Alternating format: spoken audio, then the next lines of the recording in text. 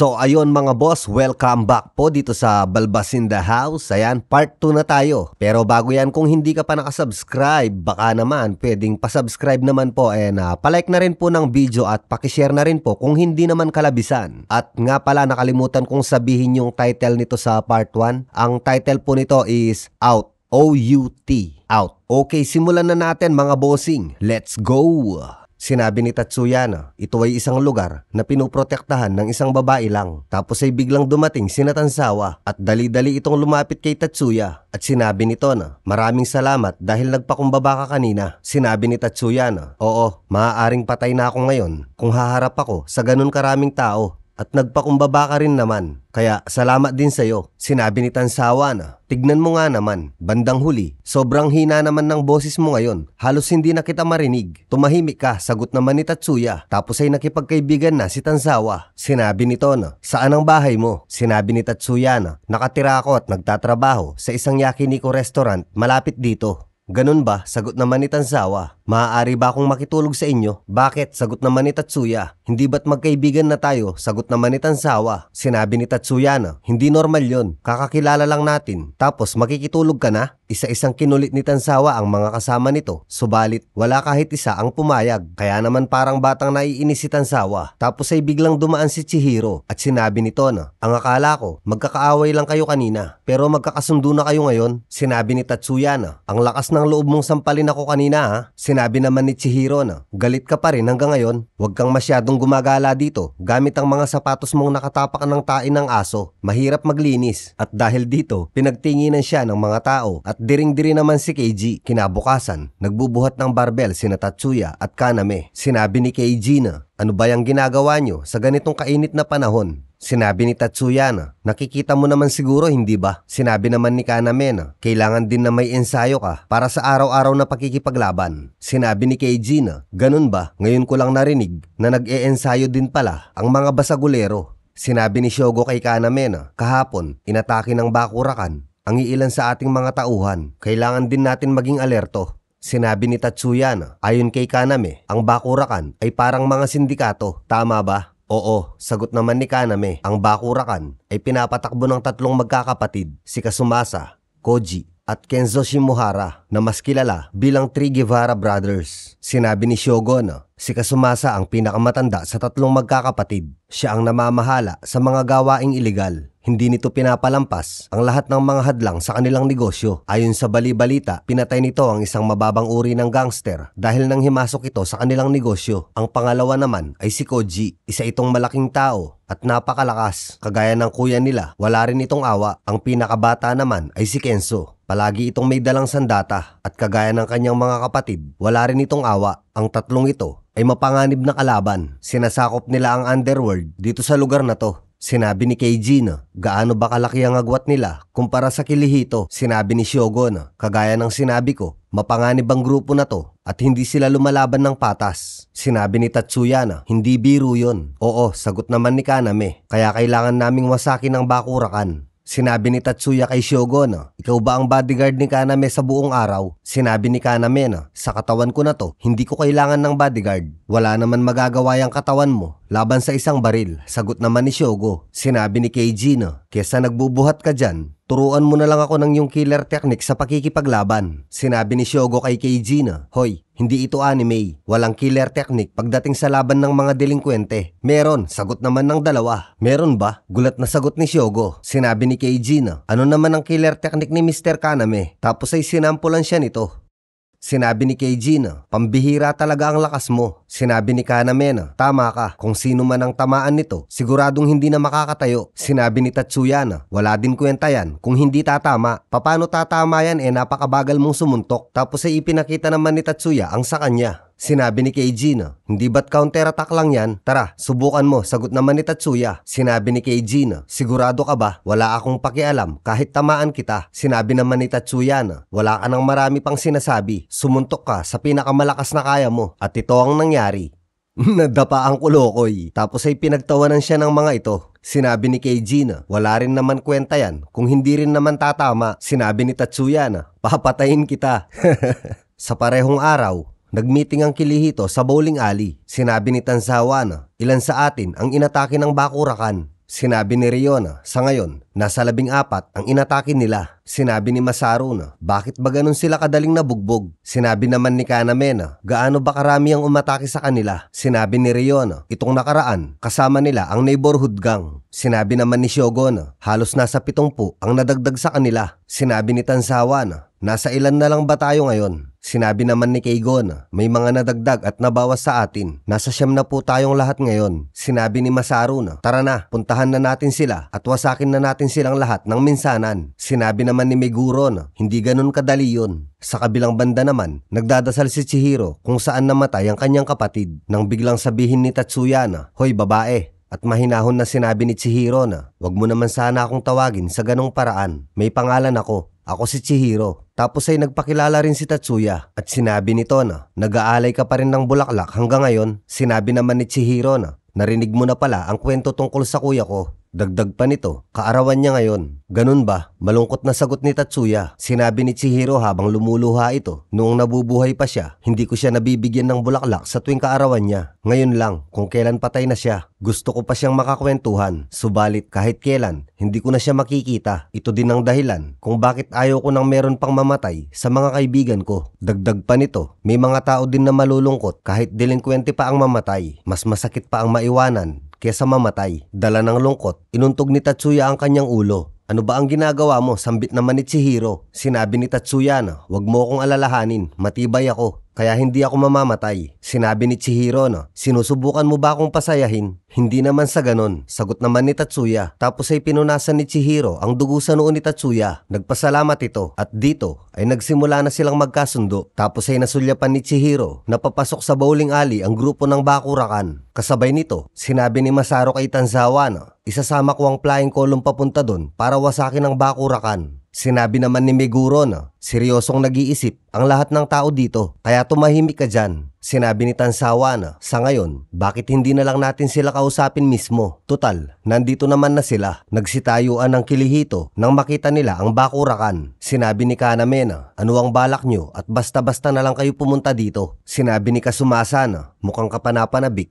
ang mga kasunod na mangyayari, kaya bumisita kami dito para mangumusta. Sinabi ni Meguro na sa palagay nyo ba, hahayaan pa namin kayong makaalis pagkatapos nyong mangumusta dahil tatapusin ko kayong lahat. Dagdag naman ni Masaru. Tapos ay dumating si Chihiro at si Tatsuya. Sinabi ni Kasumasa na, "Bakit? Papunta pa lang kami sa nakakatuwang parte." Sinabi ni Chihiro na kung balak niyong makipag-away, lumabas kayo dito ngayon na mismo. Sinabi ni Kasumasa na, "Ano bang sinasabi mo? Part-time worker ka lang naman dito." Tapos ay sinampal siya ni Chihiro. Subalit gumanti naman si Kasumasa. Nagulat ang lahat dahil dito. Sinabi ni Tatsuya na, "Ano ba ang ginagawa mo sa isang babae?" Kaagad namang pinigilan ni Chihiro si Tatsuya. Sinabi ni Kasumasa na, "At sino ka namang kupal ka? Miyembro ka rin ba ng kilihito?" Sinabi ni Tatsuya na, "Hindi, ako si Tatsuya." "Kung ganon, bakit merong outsider dito?" Sagot naman ni Kasumasa, "Makikipaglaban ka ba para sa babae? Sa pagkakaalam ko, may mga kalokohan na patakaran dito. Kagaya ng non-aggression pact, hindi ba?" Sinabi ni Kaname na hindi kalokohan yun.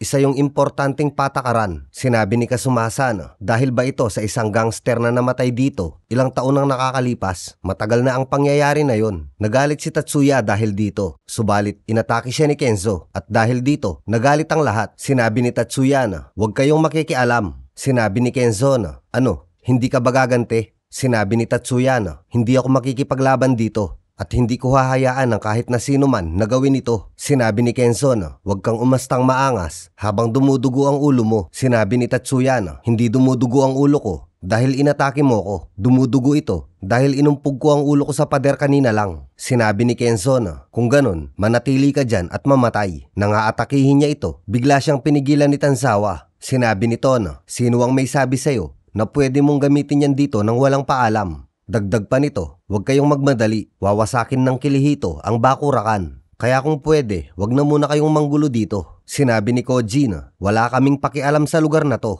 At kaagad naman itong pinigilan ni Keigo. At sinabi nito na, sinabi ng leader namin na huwag kayong manggugulo. Kaya huwag kayong gagawa ng hakbang. Sinabi ni Kasumasa na, Koji, Kenzo, kumalma lang kayo, pumunta lang tayo dito para mangumusta. Sinabi ni Tanzawa na, sinusubukan mo bang wasakin ang kilihito para maging isa ka sa Big Four? Sinabi ni Kasumasa na, wala akong interes sa mga bagay na hindi ako kikita ng pera. Ginagawa ko lang ito para sa negosyo. Sinabi ni Kaname na, gusto mo lang magbenta ng droga dito, hindi ba? Oo, pero sagabal kayo sa amin dahil minamatsagan nyo kami, sagot naman ni Kasumasa. Sinabi ni Chihiro na, hindi ko kayo hahayaan na magawa ang mga bagay na yan dito. Sinabi ni Kasumasa kay Chihiro na, bakit hindi mo kaya subukang gumamit ng cocaine para lumigaya ka? Sinabi ni Tatsuya na, ano ang gagawin nyo kapag namatay ang mga taong binebentahan nyo? Tapos ay tinawanan siya ni Kasumasa at sinabi nito na, magrereklamo ka ba sa isang car company kapag namatay ang gumagamit nito dahil sa isang aksidente? Ganun lang yun, di ba? Kung may mamamatay dahil dito, kasalanan nila yun. Sinabi ni Tanzawa na, tama ka, dahil pinakialaman nyo ang Kirihito kapag may namatay sa inyo, kasalanan nyo na yun. Tama ba? At ganun din sa inyo, sagot naman ni Kasumasa. Sinabi ni Kenzo na, binabalaan ko kayo kahit nasaan pa kayo o kahit ano pa ang ginagawa nyo, manatili kayong alerto. Dahil kayo na ang punteriya namin ngayon.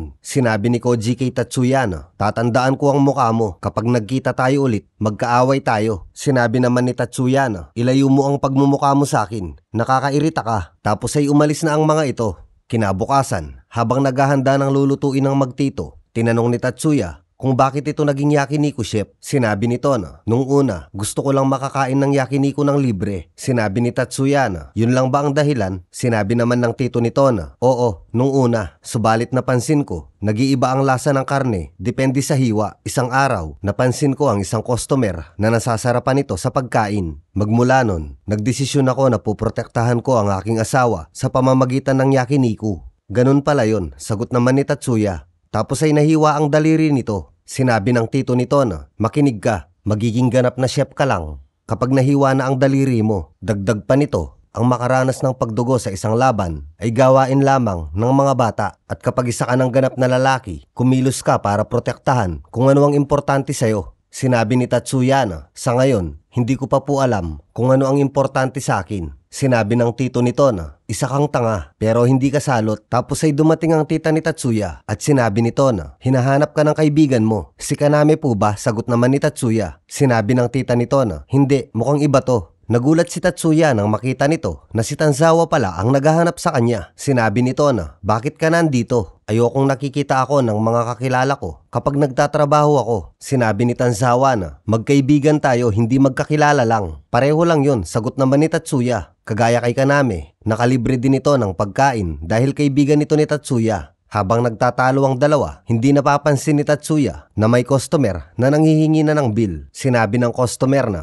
hoy, nanghihingi ako ng bill. Huwag kang basta tumayo lang dyan. Anong sinabi mo? Sagot naman ni Tatsuya. Tapos ay inangasan at nilait siya ng mga ito. Sinabi ng isa sa mga ito na, huwag kang masyadong mayabang dahil hindi ka naman mananalo sa mga professional fighter na katulad namin. Sinabi ni Tatsuya na, pasensya na. Sinabi ng isa sa mga ito na, huwag mo naman siyang takutin. Sinabi naman ng isa pa na, mahinang klase. Ang mga delinkwente ay salot lang sa lipunan, ni hindi man lang makapag-aral o makasali sa mga sports. Habang minamaliit nila si Tatsuya, nakikinig lang si Tanzawa. Nang malapit nang mapikon si Tatsuya, biglang dumating ang tita nito. Sinabi nito na, pasensya na kayo, ako na ang bahala sa bill. Tapos ay pinalabas muna nito si Tatsuya para magpahinga. Sa naririnig ni Tanzawa, patuloy pa rin ang panlalait ng mga ito kay Tatsuya. Nang palabas na ang tatlong professional fighter kuno, binangga nito ang isang lalaki at sinabi nito na, titignan mo ang nilalakaran mo. Sinabi naman ng lalaki na, hindi ba't ikaw ang bumangga sa akin? Nang lalapit na ang mga ito, humingi ng pasensya ang babae dahil sa takot, umalis na ang dalawa at nang paalis na ang tatlong professional fighter kuno, tinawag sila ni Tanzawa at sinabi nito na, maaari bang wag kayong umaastang boss dito? Naiinis ako sa inyo at sino ka naman? Sinabi ng maangas na lalaki. Sinabi naman ng isa pa na, baka delinkwente din ito at ito ang nangyari.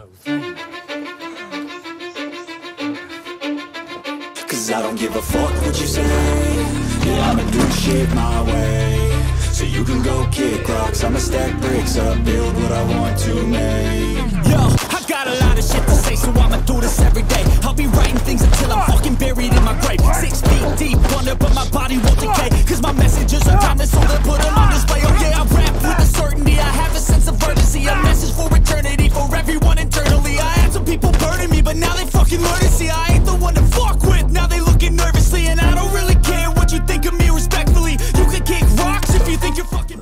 Sa kabilang banda naman, sinabi ni Tatsuya sa tita nito na, nasaan na po yung kasama ko dito? Umalis na siya, sagot naman nito. Kaibigan mo ba yon? Mabuti siyang bata. Pagkatapos ng trabaho, lumabas muna si Tatsuya at nakita nito si Tanzawa na naghihintay. Tapos ay nasulyapan nito ang tatlong lumalait sa kanya kanina. Sinabi nito kay Tanzawa na, ikaw ba ang bumugbog sa mga yon? Oo, natatawang sagot naman ni Tanzawa. Sinabi ni Tatsuya na, kapag gagawin mo yan, gawin mo ng medyo malayo dito sa restaurant. Sinabi ni Tanzawa na, gusto mo bang sumama sa tabing dagat dahil sa motorsiklo? Hindi na ito tumanggi. Pagdating nila sa tabing dagat, sinabi ni Tatsuya na, napakasarap talagang sumakay sa motorsiklo. At mas masarap sana to kung ako mismo ang nagmamaneho. Sinabi ni Tanzawa na, gusto mo bang sumali sa Kirihito? Matapang kang nagsalita sa Bakurakan, kaya medyo mahirap kung mananatili kang outsider. Sinabi ni Tatsuya na, totoo yan. Ang sarap maging malaya katulad ng ginagawa nyo. Sinabi ni Tanzawa na, hindi ko mapapatawad ang mga taong nanakit sa mga kaibigan ko. Ano na ang balak mo? Sinabi ni Tatsuya na, hayaan mong pag-isipan ko ang bagay na yan. Tapos ay pinagtripan siya ni Tanzawa at sinabi nito na, okay sige, mauna na ako. Bakit? Sagot naman ni Tatsuya. May train station doon. Doon ka sumakay. Sagot naman ni Tanzawa. Sinabi ni Tatsuya na, iangkas mo ko dyan. Ayoko, sagot naman ni Tanzawa. Hindi ka naman miyembro ng Kirihito. Tapos ay umalis na ito. Sa kabilang banda naman sa Bakurakan, nandito din ang ate ni Ryo. Sinabi ni Kasumasa kay Harukawa na, mamayang hating gabi, ikaw kasama ang buong grupo ng neighborhood.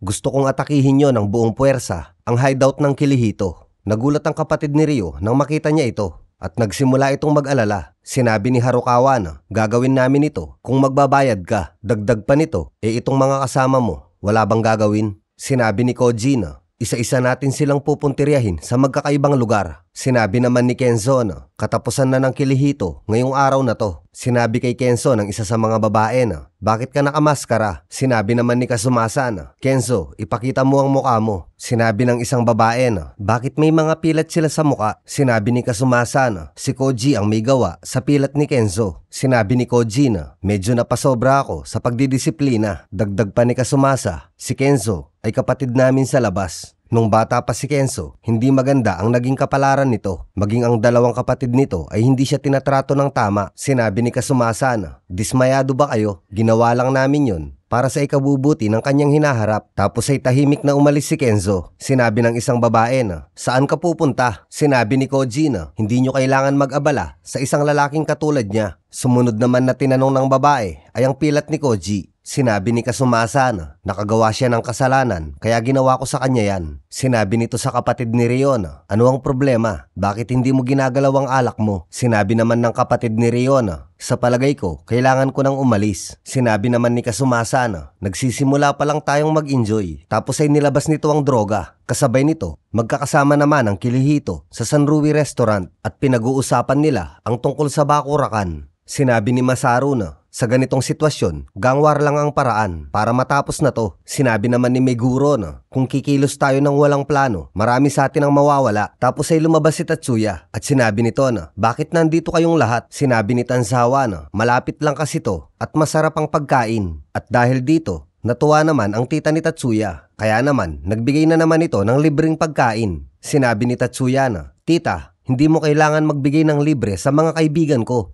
At dahil dito, tuwang-tuwa si Kaname at si Tanzawa. Sinabi ng tita ni Tatsuya na, Kaname, masaya ako dahil kasama ka ni Tatsuya. Pero sana, wag niyo nang pag-uusapan ang tungkol sa mga away. Medyo nagulat si Kaname at sinabi nito na, opo, pasensya na po. Dagdag pa nito, hindi ko hahayaan na madamay si Tatsuya sa ganito. At dahil dito, medyo napaisip si Kaname. Maya-maya lang, biglang dumating din si Chihiro. Sinabi ni Tatsuya na, bakit nandito ka rin? Dahil malapit lang ito sa bowling alley, sagot naman ni Chihiro. Sinabi naman ni Tatsuya na, pero hindi ibig sabihin nun, kailangan mo nang pumunta dito. Hindi alam ni Tatsuya, nasa likuran pala niya ang kanyang tito. Makipag-usap ka ng maayos sa mga customer natin. Pero hindi naman po siya customer, sagot naman ni Tatsuya. Sinabi ng tito nito na, kapag gusto nilang maglagay ng karne sa ating mga grill, customer natin sila. Dahil dito, natuwa si Chihiro at sinabi nito na, bigyan mo ko ng beer bilang panimula. Sinabi ni Tatsuya na, umiinom ka ng alak, tapos ay inasar siya ni Masaru at Meguro. Sa hindi nalalaman ng Kirihito, nakausap na ni Kasumasa si Ryo tungkol sa kanyang ate at itinago lang ito ni Ryo. Subalit medyo nagdududa si Keigo at maya-maya lang nagpaalam na ang lahat para umuwi. Sinabi ni Kaname kay Shogo na, dalhin mo ang motorsiklo ko sa gasoline station. Paano ka? Sagot naman ni Shogo. Sinabi nito na susunod na lang ako pagkatapos naming mag-usap ni Tatsuya. Tapos ay umalis na ito. Sinabi ni Tatsuya na tungkol saan ang gusto mong pag-usapan natin. Tungkol ba ito sa Bakurakan? Kung gusto mo, tutulungan kita. Sinabi ni Kaname na kabaligtaran. Ayokong masangkot ka sa magiging laban namin ng Bakurakan. Pero inatake ako ni Kenzo. Kailangan ko siyang magantihan. Sagot naman ni Tatsuya. Sinabi ni Kaname na kung makikipaglaban ka, makukulong ka ulit. Diba? Ang importante ay hindi nila malaman. Ganun lang yun kasimple. Sagot naman ni Tatsuya. Sinabi ni Kaname na hindi naman yun ang problema eh. Sinabi ni Tatsuya na hindi mo ba naiintindihan? Gusto kong tumulong sa laban ng mga kaibigan ko. Tapos ay sinuntok siya ni Kaname para masubukan kung kaya na nitong gumamit ng kamao. Sinabi ni Tatsuya na ano bang ginagawa mo? Sinabi naman ni Kaname na subukan mo akong suntukin. Hindi mo ba kaya? Huwag mong sabihin na papasok ka sa laban na to at mag-aaya ka ng sumo wrestling. Dahil dito, nagalit si Tatsuya. Sinabi ni Kaname na naiinip ka lang. Gusto mo lang gamitin ang laban namin sa Bakurakan para magawa mo ang gusto mo. Sino ba ang pinoprotektahan mo? Hindi naman ako, hindi ba? At hindi rin ang sarili mo. Ang pinoprotektahan mo ay ang tita at ang tito mo. Hindi nakasagot si Tatsuya. Tapos ay lumabas si Chihiro at sinabi nito na ano ang nangyayari? Sinabi ni Kaname na wala, naglalaro lang kami ng sumo wrestling. Hindi ba Tatsuya? Sinabi ni Tatsuya na umalis ka na. Sinabi naman ni Kaname na parang nasira ko yata ang mood mo. Tapos ay umalis na ito. Halata sa lakad ni Kaname na may iniinda ito dahil sa pagkakabalibag sa kanya ni Tatsuya. Sinabi ni Tatsuya na kahit kailan, huwag ka nang magpapakita sa akin. Sinabi naman ni Kaname na okay sige, pero kalimutan mo na rin ang tungkol sa Bakurakan. Tapos ay umalis na ito. Pagkatapos nito, hinatid ni Tatsuya si Chihiro sa istasyon ng tren. Sinabi ni Chihiro na mahilig ka talaga sa away no? Sinabi naman ni Tatsuya na sinuntok niya ako kaya binalibag ko siya. Hindi away yun. Nagpasalamat si Chihiro dahil pinigilan ni Tatsuya ang magaganap sana na laban sa bowling alley. Sinabi ni Tatsuya na sa totoo lang, kakalaya ko lang mula sa juvenile. Sa susunod na mahuli ako, siguradong malaking problema. Sinabi ni Chihiro na sigurado ako ayaw ka lang makipaglaban ni Kaname. Kahit na ganun siya kung umasta, mabuti siyang tao. Tapos ay nagpasalamat na ito dahil nasa istasyon na sila ng tren. Bago ito tuluyang umalis, sinabi nito na maliban sa pakikipaglaban, mas astig ang ganitong ugali mo. Sinabi ni Tatsuya na tumahimik ka dyan at umuwi ka na. Kasabay nito sa gasolinahan, iniinda ni Kaname ang kanyang kanang braso. Sinabi nito na yung siraulo na yon, binalibag ako ng buong lakas. Sinabi ni Shogo na okay lang ba sa'yo na pinapahiya ka niya ng ganito? Okay lang kung siya ang gagawa sa akin nun, sagot naman ni Kaname. Sinabi ni Shogo na pero palagi siyang bastos at umaastang matigas. Hindi man lang siya parte ng kilihito. Tapos ay galit na sinabi ni Kaname na tama ka, isa siyang tanga, maikli ang pasensya at mayabang. Pero ginagawa niya ang lahat ng makakaya niya para makaiwas sa pagiging delinkwente. Nung sinama ko siya sa bowling alley, bumalik siya sa dati niyang hilig at kasalanan ko yun. Sa kabilang banda naman, sinabi ni Tansawa kay Keigo na ano ang gagawin natin? Tungkol ba sa Bakurakan? Sagot naman ni Keigo. Sinabi ni Tansawa na oo, medyo malaking abala to kaya mas mabuti siguro kung ako na lang mag-isa ang lalaban sa kanilang lahat. Ano bang pinagsasabi mo? Sagot naman ni Keigo. Kung balak lumaban ng leader, ako dapat ang maunang haharap. Sinabi ni Tansawa na wow veterano. Sinabi naman ni Keigo na aalis muna ako para tignan ang sitwasyon sa labas. Sa gasoline station naman, habang nag-uusap si Shogo at Kaname, biglang dumating ang grupo ng Bakurakan. Sa hideout naman ng Kilihito, habang pinag-uusapan nila ang tungkol sa Bakurakan, biglang dumating ang neighborhood gang. I feel like I'm losing my mind. Is everybody Sinabi ni Meguro na totoo pala, tinutulungan pala ng neighborhood gang ang Bakurakan. Sinabi ni Masaru na paano nyo nahanap ang hideout namin? Sinabi ni Harukawa na nakuha namin ang lahat ng mga impormasyon tungkol sa inyo. Sinabi ni Masaru kay Meguro na kung ayaw mong lumaban, manatili ka lang dyan sa aking likuran. Sinabi naman ni Meguro na sino ang nagsabi sa'yo na ayaw kong lumaban? Nagpunta sila dito para labanan tayo. At hindi ko hahayaan na makaligtas ang kahit isa sa kanila. Wawasakin ko silang lahat. Kasabay nito sa gasoline station, sinabi ni Kenzo na nagpunta ako rito para sa inyo. Meron kayong dalawang pagpipilian. Lalaban kayo para mabugbog o magpapabugbog na lang kayo ng kusa. Dagdag pa nito, kasalukuyan na ring inaatake ng iba pa naming mga kasamahan ang lahat ng hideout ng Kilihito. Kasama na dito ang Tansawa Scrap at Bowling Alley. Sinabi ni Shogun, ano ka mo? Bowling Alley? Dagdag pa ni Kenzo. At kasama na rin ang Yakiniku Restaurant kung saan kayo nakatambay kanina. At dahil dito, nagalit ng husto si Kaname at sinabi nito, walang kinalaman sa gulong ito ang lugar na yon. Wala akong pakialam, sagot naman ni Kenzo. May nagbalita sa akin na nandun lahat ang leader ng Kilihito. Sinabi ni Kaname kay Shogun, hahanap tayo ng pagkakataon para makapunta sa Yakiniku Restaurant. Sa parehong oras, nasa Yakiniku Restaurant na ang grupo ni Koji. Si Kasumasa naman ay nasa Bowling Alley. Sinabi ni Tatsuya na, hoy, ano ang ginagawa nyo dito? Sinabi ni Koji na, ikaw pala, nabalitaan ko na nagtipon-tipon dito ang mga leader ng Kilihito. Wala na sila dito, sagot naman ni Tatsuya. Sinabi ni Koji na, kung ganon, mag-isa ka na lang pala. Lumapit si Tatsuya at sinabi nito na, lumayo kayo sa lugar na to. Sa Bowling Alley naman, sinabi ni Keigo kay Kasumasa na, bakit ka nandito? Tapos ay nagdatingan na din ang mga kasamahan ni Kasumasa. Sinabi ni Keigo na, ito pala ang balak mo at ito ang mga kasunod na pangyayari. Taking shots at the enemy. I'm gonna make it to the top, leave a legacy. If I got something to say, you better let me speak. Turn it up a new degree, bitch, you ain't seen anything. I pop off with the new rock, electronic, blow the sonic roof up. I'm too honest when I take a few shots. They're too toxic, need to take the news off. You cannot save me, 'cause I don't need saving. It's everything I've been chasing. All here for the taking. Don't wanna test your luck with me. I think I've had enough disease. I'm sick of all the bad thoughts, people who were half-nots. Now it's toughness.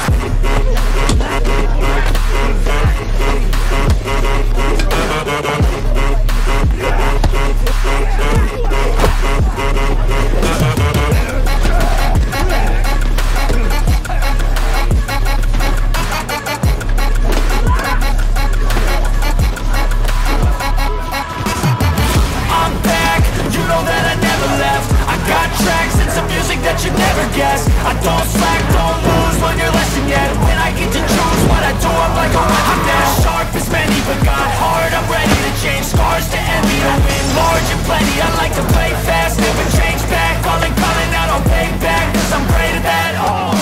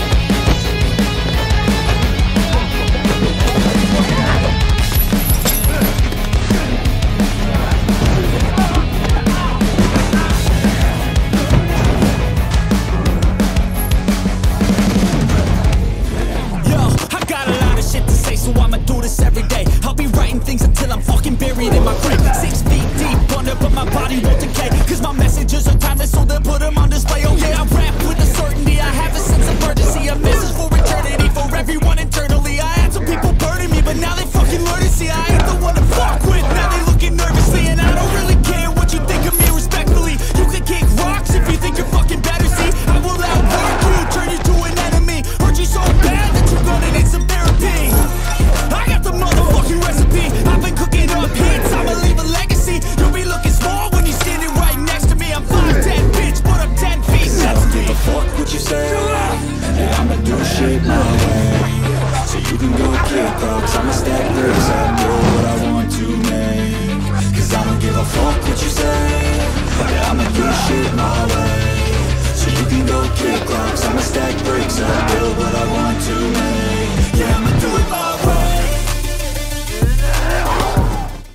Sinabi ng tita ni Tatsuya na kapag hindi kayo tumigil, tatawag ako ng pulis. Sinabi naman ni Koji na hindi ba't siya ang mapapahamak kapag tumawag ka ng pulis. Sinabi nito kay Tatsuya na kakalabas mo lang sa juvenile, hindi ba? Paano mo nalaman yon? Sagot naman ni Tatsuya. Sinabi ng tita ni Tatsuya na walang kinalaman dito yon. Kayo ang naunang umatake sa kanya. Tumayo si Koji at dinamay nito ang mag-asawa. Sinabi ni Tatsuya na subukan mo silang saktan ulit at ito ang nangyari.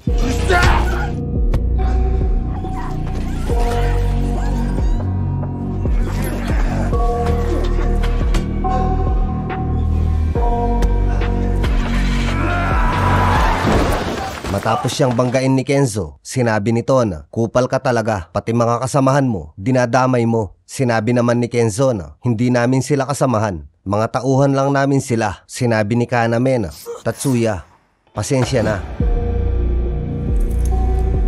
Sa kabilang banda naman, sinaksak ni Kasumasa si Keigo. At sa Tansawa scrap naman, dumating ang mga pulis.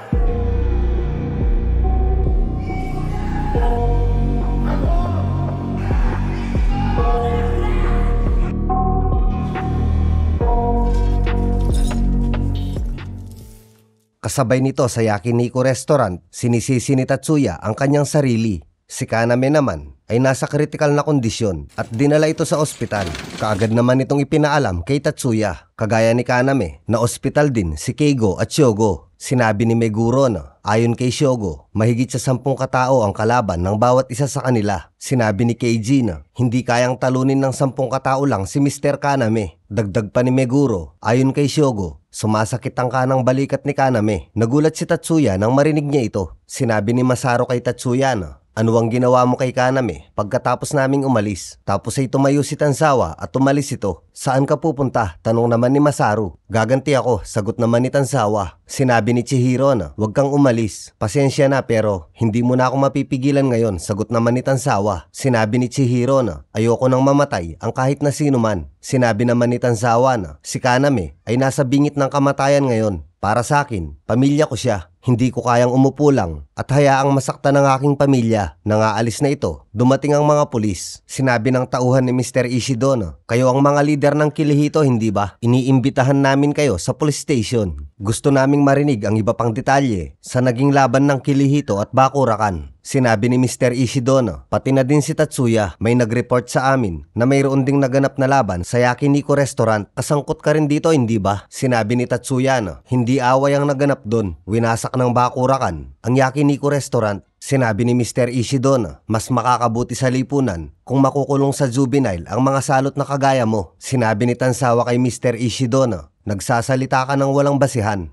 Dagdag pa nito, ang 5 sa amin ay leader ng Kirihito. Si Tatsuya ay hindi kabilang sa amin. Huwag kang magsisinungaling, sagot naman ni Mr. Ishido. Sinabi nito kay Tatsuya na kaibigan mo ang mga biktima, hindi ba? Sinabi ni Tatsuya na huwag mo silang tawaging biktima, may mga pangalan sila. Sinabi ni Mr. Ishido na hindi ko matatandaan lahat ang mga pangalan ng mga salot na yan. Ikaw ang salot, sagot naman ni Tatsuya. Sinabi ni Mr. Ishido na tama na yan, sumama na kayo sa amin. Tapos ay sinuntok ni Tansawa si Tatsuya para hindi ito idamay sa problema ng Kirihito. Sinabi nito na hindi ka naman kabilang sa Kirihito o kung ano paman, isa kang outsider. Sinabi ni Tatsuya na seryoso ka ba sa sinasabi mo? Sinabi ni Tansawa na huwag mo kong hawakan ng ganyan, hindi ka miyembro ng Kirihito. Kung gusto mo pang mabuhay, ilayo mo ang sarili mo sa usapin na to dahil wala kang kinalaman dito. Tapos ay dinala na sila sa istasyon ng pulis. Nang makarating sila, sinabi ni Mr. Ishido kay Tansawa na karamihan sa mga naarestong miyembro ng Kirihito ay sugatan. Bakurakan ng kalaban nyo, hindi ba? Wala man lang naaresto sa kanila kahit isa. Ang nahuli lang namin ay ang mga neighborhood gang at ang iba pa. Dagdag pa nito, okay lang ba na panatilihin na lang natin itong ganito? Sinabi ni Tansawa na walang ibang paraan para maging okay ang lahat.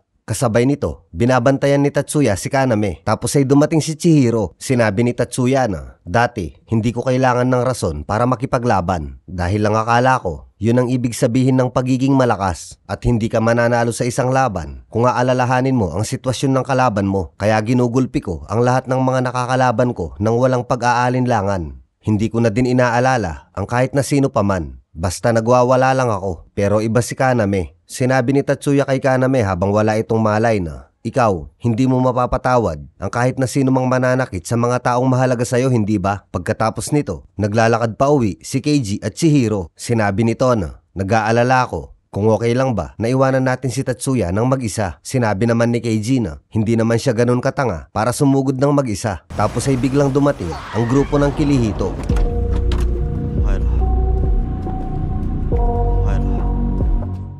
Sinabi ni Keiji na, sino ang gumawa nun? Kay Mr. Kaname. Sinabi naman ni Kenzo na, ako ang gumawa nun sa kanya. At dahil dito, umatake si Keiji. Subalit, hinarangan siya ng mga tauhan ng Bakurakan. At dahil mag-isa lang ito, kaya hindi ito umubra. Pagkatapos nun, kinuha nila si Chihiro. Bago sila tuluyang umalis, hinampas muna ni Kenzo si Keiji ng kanyang sandata at sinabi nito na hindi ikaw ang kailangan namin. Tapos ay umalis na ang mga ito at sinubukan silang habulin ni Keiji. Sinabi ni Kenzo na kung gusto niyo siyang iligtas, pumunta kayo sa lumang Hayama Factory. Kinabukasan, paglabas ng Kirihito sa police station, sinabi ni Keigo kay Ryo na, may gusto lang akong itanong sa'yo. Bago naganap ang pag-atake, may kausap ka sa cellphone sa labas ng Yakiniku restaurant. Sino ang kausap mo? Kausap ko ang ate ko. Sagot naman ni Ryo. Sinabi ni Keigo na, medyo kakaiba ang mga ikinikilos mo nung oras na yon. Sinabi ni Meguro na, ano ang ibig mong sabihin? Sinabi ni Keigo na, ikaw ba ang nagbigay ng impormasyon natin sa Bakurakan? Sinabi ni Meguro na, ano bang sinasabi mo? Hindi yun magagawa ni Ryo. Subalit, hindi na ito matiis ni Ryo. Lumingon ito at humingi ng pasensya. Nagalit si Masaru, kaya naman aatakihin nito si Ryo. Subalit, pinigilan siya ni Keigo at sinabi nito na, nasa harapan tayo ng police station. Sinabi ni Ryo na, tinurukan nila ng droga ang ate ko.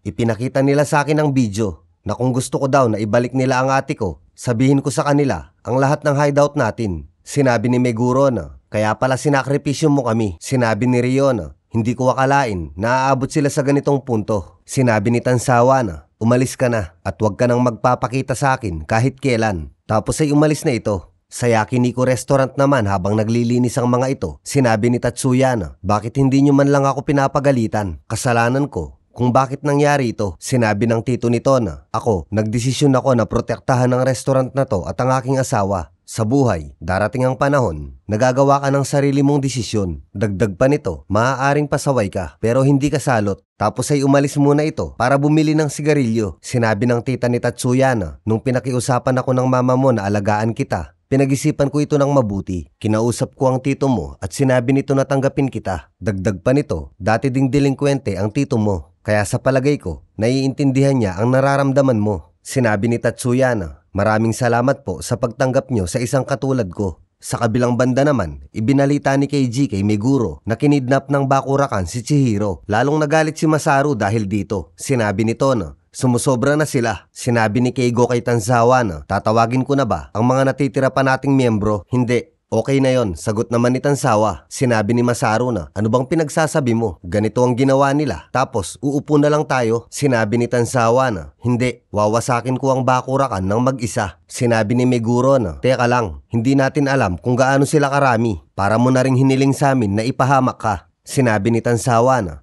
nabawasan na rin ang bilang nila, hindi ba? Kaya kahit ako lang mag-isa ang pumunta, hindi matatalo ang Kirihito. Sinabi ni Keigo na, kung ganun, sasama rin ako. Hindi, sagot naman ni Tanzawa, may sugat ka pa sa tagiliran, hindi ba? Sinabi ni Keigo na, hindi naman to delikado. Kaya ko namang kumilos ng maayos. Kagaya ng sinabi ko sa'yo, kung balak lumaban ng aming leader, kami ang unang aatake. Tapos ay nagdesisyon din si Meguro at Masaru na sasama din sila. Sinabi ni Tanzawa na, kung ganun, tara na. At nagsimula ng kumilos ang mga ito. Ang hindi nila alam, minamatsagan sila ni Mr. Ishido. Sinabi ng tauhan nito na, hindi ba maling desisyon na hinayaan natin silang makaalis? Sinabi ni Mr. Ishido na, sa paraan na to, mahuhuli din natin ang Bakurakan. Hinayaan natin silang makaalis dahil siguradong maglalaban ang dalawang grupo na to at sabay natin silang huhulihin. Sa kabilang banda naman, nagmamadaling pinuntahan ni Keiji si Tatsuya. Sinabi ni Tatsuya na, ano ang nangyari sa'yo? Kinidnap ng Bakurakan si Chihiro. Sagot naman ni Keiji. Dagdag pa nito, pinapapunta nila tayo sa lumang Hayama Factory. Nang papunta na ang Kirihito, nakasabay nila si Tatsuya at si Keiji. Sinabi ni Tanzawa na, bakit ka sumama? Dagdag pa ni Keigo, hindi ba't sinabi namin sa'yo na ang laban na to ay laban ng Kirihito? Sinabi ni Tatsuya na, di lumaban kayo bilang Kirihito. Ako, pupunta ako para sa sarili kong laban. Sinabi ni Tanzawa na, kung mapilit ka talaga, Sige, aasahan ka namin. Sinabi ni Tatsuya na, ipaubaya nyo na sa akin ang lahat. Minamaliit mo ba kami? Sagot naman ni Masaru. Tumigil ka nga dyan, matandang mukhang utot. Sagot naman ni Tatsuya. Nagdesisyon na lumaban si Tatsuya para sa kanyang tita, tito, kay Kaname at kay Chihiro. Nang makarating sila sa Hayama Factory, sinalubong sila ng bakurakan.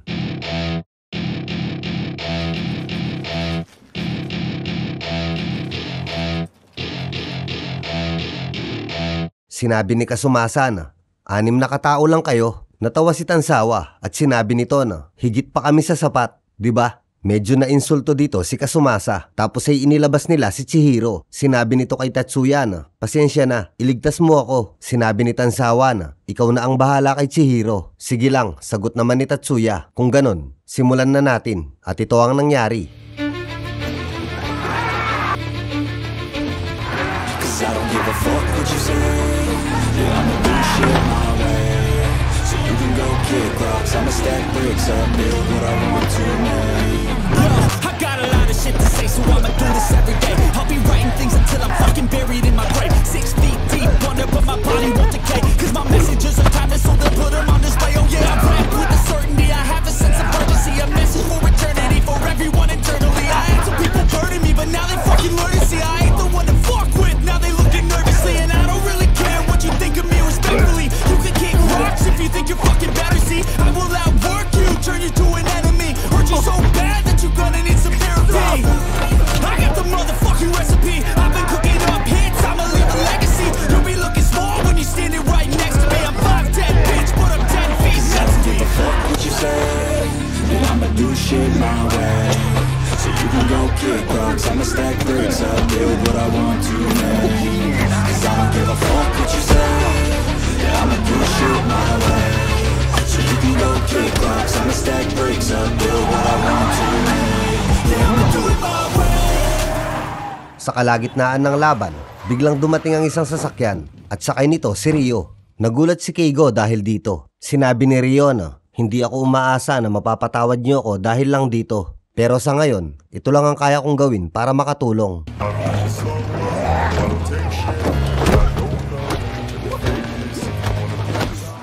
Sinabi ni Meguro kay Ryo na, pipigilan natin sila dito. Ipakita mo sa akin ang espiritu mo bilang Kirihito. Sinabi ni Keiji kay Tatsuya na, kung malakas ka talaga, iligtas mo si Chihiro. Hahaluan mo ng respeto ang mga pananalita mo, sagot naman ni Tatsuya.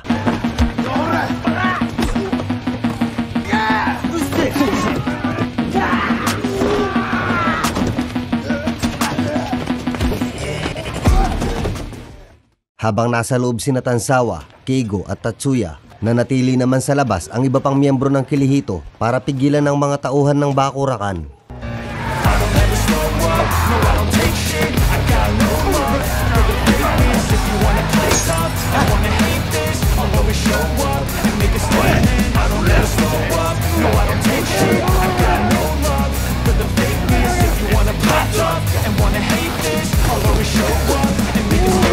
Everything I do, so instinctive and so passionate. Every word I move, so descriptive like an adjective. I got a vendetta against people who talented. Being negative, you should be getting after it.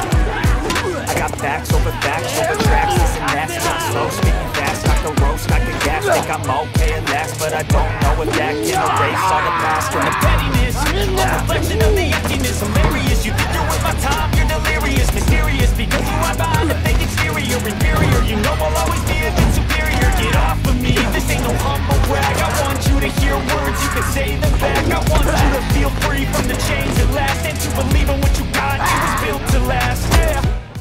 Sa loob naman, haharapin sana ni Tatsuya si Koji. Subalit, sinabi ni Keigo na, ako na ang bahala dito, umakyat na kayo. Aasahan kita, sagot naman ni Tansawa. Sinabi ni Tatsuya na, hindi, ako ang tatapos sa kanya. Sinabi naman ni Keigo na, ililigtas mo pa si Chihiro, hindi ba? Tapos ay biglang sumugod si Tatsuya at hinampas nito sa ulo si Koji. At sinabi nito na, ikaw na ang bahala dyan. Sinabi ni Keigo na, sira ulo ka talaga. Dahil dito, nagalit si Koji. I'm taking shots at the enemy. I'm gonna make it to the top, leave a legacy. If I got something to say, you better let me speak. Turn it up a new degree, bitch, you ain't seen anything. I pop Nang makarating sila sa kasunod na palapag, inabutan nila dito si Chihiro at ang grupo ni Kenzo. Sinabi ni Kenzo na, kumusta na si Abe Kaname? Sinabi naman ni Tatsuya na, ikaw ang may gawa sa kanya nun. Sinabi ni Tanzawa na, bakit wala dito si Kasumasa? Nasa rooftop siya, sagot naman ni Kenzo. Sinabi ni Tatsuya kay Tanzawa na, umakyat ka na sa taas. Ako na ang bahala dito. Sinabi ni Tanzawa na, huwag kang magpapatalo. Tapos ay umalis na ito.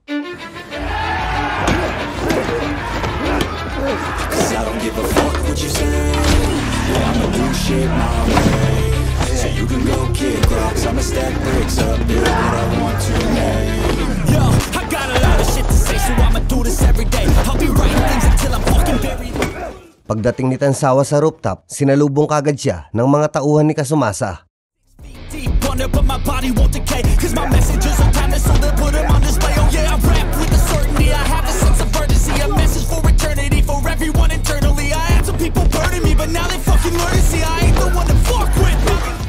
Madaling napabagsak ni Tanzawa ang mga tauhan ni Kasumasa, kaya silang dalawa naman ang naglaban. I don't really care what you think of me respectfully. You can kick rocks if you think you're fucking better. See, I will outwork you, turn you to an enemy. Hurt you so bad that you're gonna need some therapy. I got the motherfucking recipe. I've been cooking up hits, I'ma leave a legacy. You'll be looking small when you're standing right next to me. I'm 5'10", bitch, put up 10 feet I next don't to give me. a fuck what you say. Yeah, I'ma do shit my way, so you can go kick rocks. I'ma stack bricks up, build what I want to make. Cause I don't give a fuck what you say. Yeah, I'ma do shit my way, so you can go kick rocks. I'ma stack bricks up, build what I want to make. Yeah, I'ma do it my way.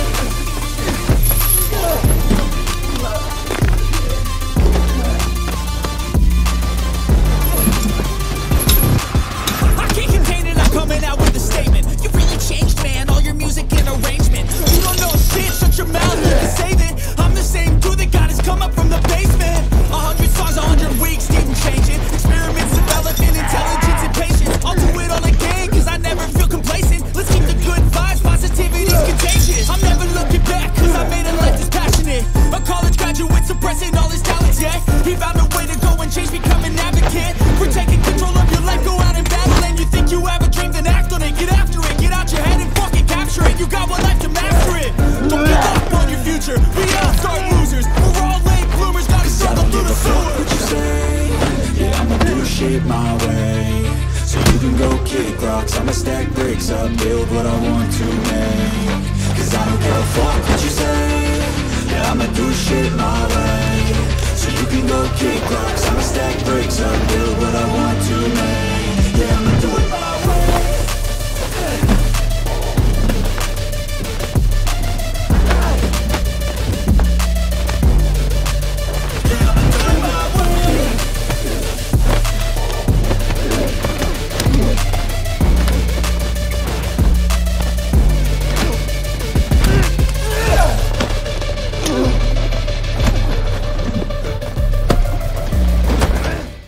Hindi umubra si Kasumasa kay Tanzawa. Natakot ito, nagmamakaawa at humihingi ng pasensya. Subalit, walang pakialam dito si Tanzawa. Sinabi nito na, huwag mong isipin na mabubuhay ka pa matapos mong banggain ng Kirihito. Mabilis lang na tinapos ni Tanzawa ang laban nito kay Kasumasa, habang si Tatsuya naman ay patuloy pa rin na nakikipaglaban kay Kenzo.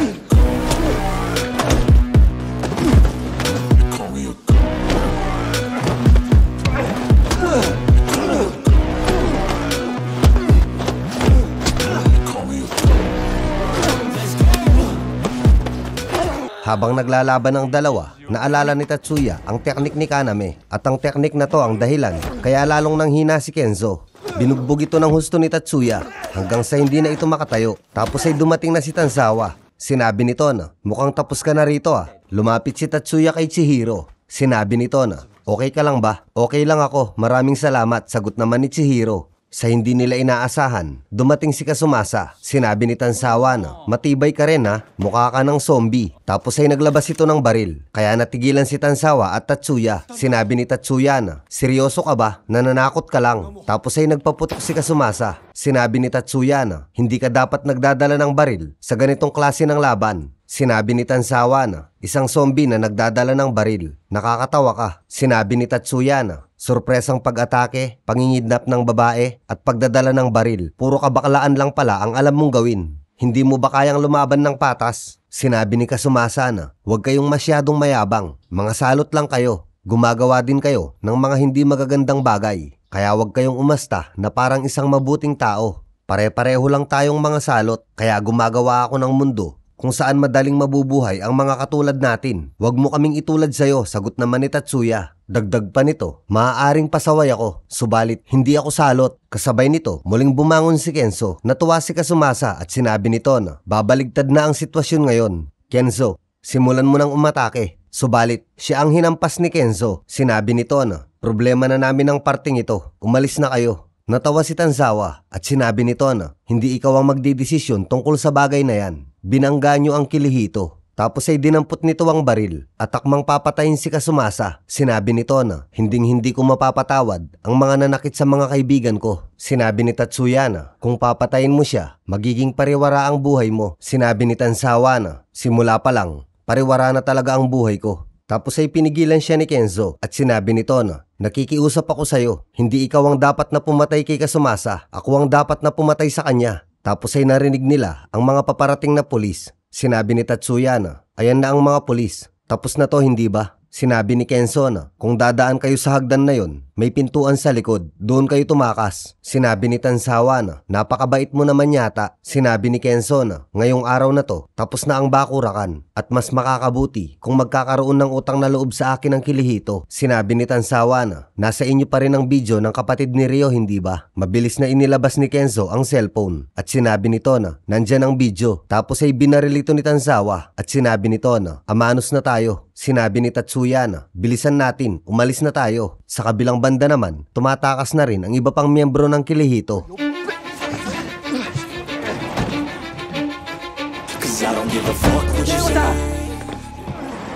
Nang dumating si Mr. Ishido, wala na itong inabutan kung hindi ang grupo ng Bakurakan. Sinabi nito na, saan nagpunta ang mga kalaban nyo? Tapos ay lumabas si Kenzo at sinabi nito na, ang naganap na laban na to ay Bakurakan laban sa Bakurakan. Walang ibang kasangkot dito. Sinabi ni Mr. Ishido na, huwag kang sinungaling. Nakalaban nyo ang Kirihito, hindi ba? Tapos ay nagmaang-maangan si Kenzo. Sinabi nito na, Kirihito, yun ba yung biker gang? Nasaan si Tatsuya Iguchi? Tanong naman ni Mr. Ishido. Sino yon? Sagot naman ni Kenzo. Dagdag pa nito, may baril sa itaas. Mas makakabuti kung pupunta na kayo doon. Ligtas na nakatakas ang lahat ng Kirihito at nagkamalay na rin si Kaname. Makalipas ang ilang araw, nag-celebrate ang Kirihito sa Yakiniku Restaurant. Si Ryo naman ay muling humingi ng pasensya at okay na ulit ito sa Kirihito. Habang nagtatrabaho naman sa labas si Tatsuya, pinuntahan siya ni Tanzawa. Sinabi nito na, hindi ka pa ba papasok sa loob? Dagdag pa nito, hindi mo pa sinasabi sa akin kung sasali ka na sa Kirihito. Sinabi ni Tatsuya na, sa palagay ko, hindi ako makakasali dahil ang pananatili ko dito ay pansamantala lang. Sinabi naman ni Tanzawa na, mag-subscribe na daw kayo dahil kung hindi, gugulpihin kayo ng Kirihito. Haha, charot. Sa mga hindi pa nakasubscribe dyan mga bossing, baka naman. Yan, baka pwedeng pakilike na rin yung ating video dahil dito na po nagtatapos ang ating palabas. At pakiusap ko lang mga bossing, wag nyo po sanang i-download or i-re-upload yung mga video natin dito. Kung gusto nyo pong tumulong sa channel natin, i-share nyo na lang or panoorin nyo sa mismong channel natin. Huwag nyo pong i-download, huwag nyo pong i-repost. Pinaghihirapan ko po yung mga video natin mga boss. Kapag may nakita po akong nag-repost, magre-request po ako ng takedown o kaya strike. I-share nyo na lang po kung gusto nyong ibahagi yung mga video natin sa mga kakilala nyo. Salamat! Nga pala mga bossing ko, last part na to. Actually, isang diretsong movie lang yan. Hinati ko lang sa dalawa. Kasi nga yung copyright medyo nahirapan tayo. I think magkakaroon pa to ng kasunod. Kasi itong movie po na to, 2023 lang siya. So madalas po kasi sa ganyan, after 3 years dun naglalabas ng kasunod. So wag nyo po kung hahanapan ng kasunod nito dahil last part na po muna to. At saka yung ending nito, pansinin nyo, may pinag-uusapan sila doon na paparating na bagong laya din galing juvenile. Ayan, may clue tayo ha, may clue tayo. Kung gusto nyo, ituloy natin to sa manga. Yun, buo yun. Pero hindi pa siguro ngayon. At may naka-line up pa tayo na bugbugan din. So ayun lang, sana pinakinggan nyo to para hindi kayo puro tanong sa comment section. Okay, shoutout na tayo mga bossing. Ayan, pero bago yan, gusto ko lang pasalamatan yung mga lahat ng concern noong na-hospital ako. Maraming salamat po sa mga prayers nyo. Ayan, ang sarap lang basahin ng mga comment. Habang nasa hospital ako, binabasa ko yung mga yan, nakaka-touch. So ayun, special washout sa inyong lahat mga boss. At special washout din kay Amancio Fan TV. Ayan, nag-iisang member ko ngayon dito sa Balbas in the House. Washout din po sa mga to kay Bean from Mindanao at kay Marlonski, kay Ronald Asidera, kay Jeremy Umawid at kay Gerald Ambe. Shoutout din kay Felix Grefal from Pasig City. Yan, washout sa inyo dyan mga bossing. Washout din kay Eric Regasa. Title po niyan Out. At washout din kay Doblon Liwalug. Lagay nyo kasi yung mga pangalan nyo bossing. Yung sa handle lang ang binabasa ko neto. Washout din kay Sad Boy Official, more power. Ayan, more power po sa inyo mga boss. At ganun din kay Justin Maisog. Washout din Lorna Landicho at kay Harold Dehercito. Ilagay niyo yung mga pangalan niyo mga boss kasi yung iba, kagaya nito, yung handle niya puro number lang. Paano ko siya isi-shoutout? Di ko alam yung pangalan. Washout po kay Gwen Banzon at kay Bench Carl Bernardo. Ayan, washout sa inyo mga boss. Washout din kay John Jared Camo. Maghihintay po ako ng part 2. Washout din kay Adrian Ken Yamson at kay Jacqueline Saragosa. Washout din kay Jason Joe. Yan, wala kasing pangalan, handle lang nababasa ko eh. Washout din kay Kurt. Yan. At kay Dennis Anamanam. Washout din kay Mark Richard Baltasar, Nicole Madera. Haba ng pangalan mo o dalawang tao yan. Nicole Madera at Mark Richard. Washout din sa'yo, boss Suki Lansangan at kay Joshua Andalis. Washout din sa'yo, boss Oscar Montano. Ayan, salamat sa matinding pagsuporta. Washout din Dexter Devino at kay Ambong Kosain Limagas. Ayan, lubog na daw bahay nila sa mga nasalanta po ng bagyo. Doble ingat po. Sana po ay makabangon tayo kagad ulit. Washout din kay Kian Mayrus Pahimula at kay Loresa Aguilar Pahimula. Ano to? Magkapatid? Mag-asawa? Washout din kay Lance Hasin. Hasin ba to o Husin? Washout kay Kim Velasquez at kay RX Gazardon. Kay Jonel Soriano at kay James Cute. Di nyo kasi lagay pangalan eh. Washout din kay ako si Tox TV. Washout din kay Lax ng BNG Pangasinan Hood. Ayan, gangster siguro to. Washout din kay Bossing John Joseph Tabangkura at kay Edwin Hemo or Gemo. Washout din kay Dwight Howard. Maraming salamat po sa inyo mga boss. At kay Ariel Navales from Sarangani. Mga boss, yung ibang hindi ko masa-shoutout, ibig sabihin wala kayong nilagay na pangalan, no? Washout po kay The Young Big at kay Moid Ganoy. Yan, matagal ng viewers to si Moid Ganoy. At yung iba pa. Washout din kay Tantua Kaslani from Marawi. Washout din kay Patrick Manalang at kay Franz from Ilocos Norte. Washout din kay Balbas Fans.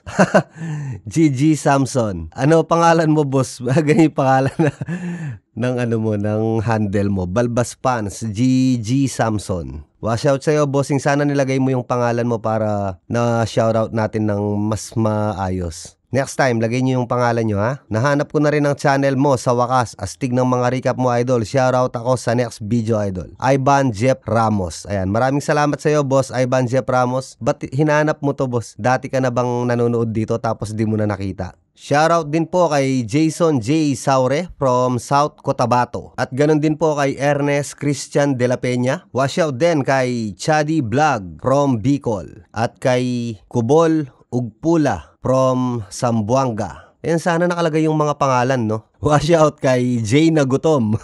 At kay Justin De La Cruz. Washout din kay Eduardo Gastardo Jr. from Iloilo. Ayan, washout sa inyo, bossing. Washout din po kay Kirk Alido from asawa niya na si Marjorie. Paano basahin tong pangalan nito? Basta yon, Marjorie, yung nakalagay sa handle. Washout din kay Romel Onido or Romelo Nido. alinman sa dalawa. At kay John Dave Pamisa, washout sa inyo mga bossing. Washout din po kay Julius Rafael from Pasay. Ayan, ganyan sana, may pangalan, may lugar. Big shoutout po kay Arthur Rosario. Matagal na ako nanonood sa iyo simula 2023. Aba, maraming salamat po bossing. Shoutout din po kay Freddy Mendoza at kay Ryan Joseph Horlanda. At belated happy birthday kay MJ Grijalbo de Vera. Ayan, belated happy birthday sa'yo, bossing. Birthday daw niya nung 16. Kaso, yung time na yun, medyo nagpapagaling pa tayo. So, ayun mga boss, hanggang dito na lang muna yung mga shoutout natin. Magko-comment po kayo ng washout sa latest video natin. Tapos, ilagay nyo po yung pangalan at saka yung lugar nyo para mas convincing yung